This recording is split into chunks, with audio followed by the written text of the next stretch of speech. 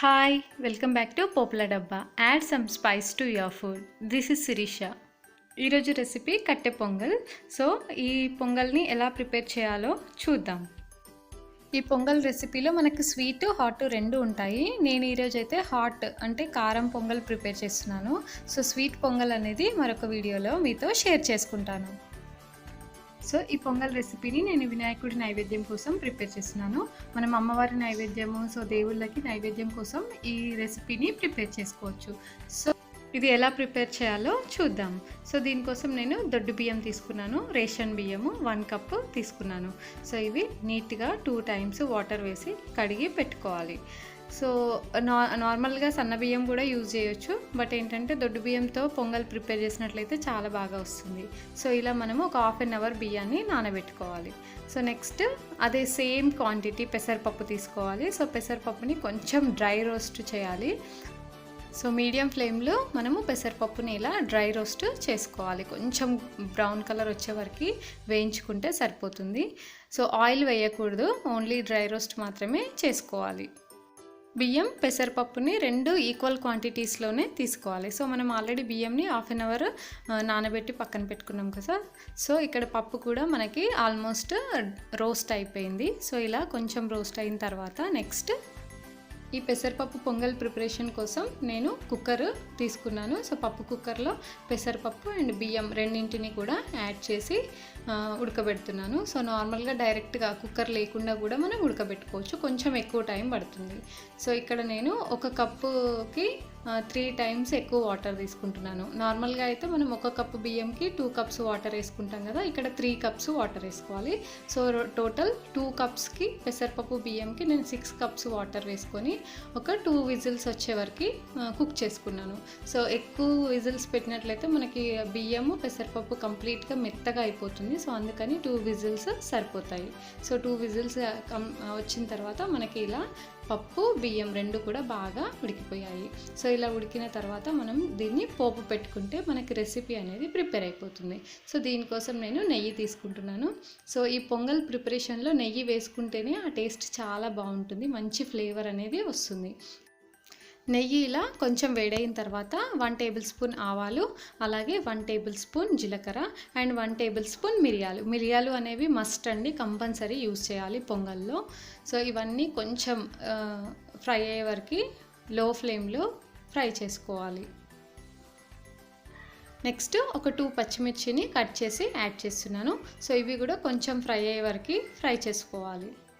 So పచ్చిమిర్చి fry అయ్యేటప్పుడు కొంచెం మనము సాల్ట్ వేసుకుంటే కారము అనేది కొంచెం తగ్గి మనకి పచ్చిమిర్చి అనేది మంచి టేస్టీగా వస్తుంది ఆయిల్లో ఫ్రై అయిపోయి.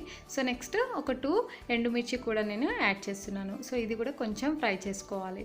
సో ఎండుమిర్చి పచ్చిమిర్చి అనేది మీ ఆప్షన్ అండి, మీకు నచ్చినట్లుగా యాడ్ చేసుకోవచ్చు. నెక్స్ట్ కరివేపాకు యాడ్ చేస్తున్నాను. సో ఈ పోపులో నేను జీడిపప్పు వేయడం మర్చిపోయాను, అంటే కాజుని. సో మీరు పోపులో కాజు కూడా యాడ్ చేసి ఫ్రై చేసుకోవాలి. సో నెక్స్ట్ మనకు అన్నీ ఫ్రై అయిపోయిన తర్వాత మనం ఉడకబెట్టుకున్న అన్నము అండ్ పెసరపప్పు ఉంది కదా, సో దాన్ని ఈ పోపులో వేసి కలుపుకోవాలి. సో మనకి ఇలా చాలా ఈజీగా కట్టె పొంగల్ అనేది ప్రిపేర్ అయిపోతుంది. సో దేవుడికి నైవేద్యం పెట్టాలనుకున్నప్పుడు మార్నింగ్ ఫుల్ బిజీగా ఉండి మనకు కుదరదు కదా. సో అలాంటప్పుడు ఇలాంటి ఈజీ నైవేద్యం ప్రిపేర్ చేసుకున్నామంటే తక్కువ టైంలో ఈజీగా టేస్టీగా ప్రిపేర్ అయిపోతుంది నైవేద్యం అనేది. మనము రైస్ ఉడకబెట్టుకునేటప్పుడు పెసరపప్పు వేసాము కదా, సో అందుకని ఇది మనకి కొంచెం థిక్గా అవుతుంది. ఆ పెసరపప్పు అంతా కూడా రైస్కి పట్టుకొని థిక్గా అవుతుంది. కాబట్టి ఈ పోపు అండ్ అన్నం మొత్తం కూడా బాగా కలుపుకోవాలి మనం. సో మనం నార్మల్గా గిన్నెలో ఉడకబెట్టుకున్నట్లయితే, కుక్కర్లో కాకుండా గిన్నెలో ఉడకబెట్టుకున్నట్లయితే మనకి విడివిడిగా బాగుంటుంది. సో ఇలా కుక్కర్లో వేసుకుంటే మాత్రం మనకి ఇలా ఎక్కువ థిక్గా అవుతుంది. సో ఫైనల్గా మనం సాల్ట్, మనకి టేస్ట్కి తగ్గట్టుగా సాల్ట్ యాడ్ చేసుకొని కలుపుకుంటే మనకి కట్టె పొంగల్ అనేది ఈజీగా ప్రిపేర్ అయిపోతుంది. మనము ఇలా ఉడకబెట్టుకున్న తర్వాత ఎక్కువగా వాటర్ ఉన్నాయనుకోండి, సో వాటర్ ఉన్నా పర్వాలేదు, మనకి చల్లగా అయిపోయిన తర్వాత గట్టిగా అయిపోతుంది. సో వాటర్ ఉంటే మాత్రం ఏం టెన్షన్ పడొద్దు. సో మనకి పొంగల్ అనేది బాగానే ప్రిపేర్ అవుతుంది. సో ఇలా థిక్గా ఉన్నా పర్వాలేదు, వాటర్ ఎక్కువగా కంటెంట్ ఉన్నా కానీ పర్వాలేదు. సో మనకి ఫైనల్గా కట్టె పొంగల్ అనేది ప్రిపేర్ అయిపోయింది. ఇలా జస్ట్ ఒక 2 మినిట్స్ సిమ్లో ఉంచుకొని దించేసుకుంటే సరిపోతుంది. సో ఇలా మనం చాలా ఈజీగా దేవుడికి నైవేద్యాన్ని, కట్టె పొంగల్ నైవేద్యాన్ని ప్రిపేర్ చేసుకోవచ్చు.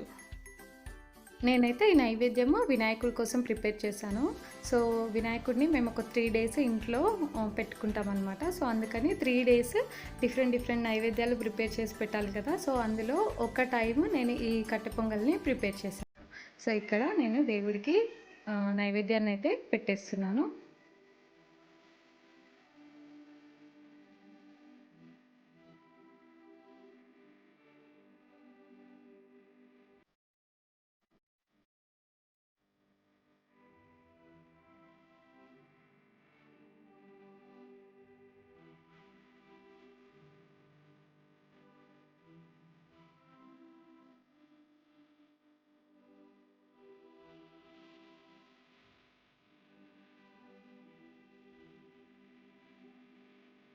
సో ఫైనల్లీ నైవేద్యం ప్రిపేర్ అయిపోయింది, దేవుడికి పెట్టేశాను. అలాగే హారతి కూడా కంప్లీట్ అయిపోయింది.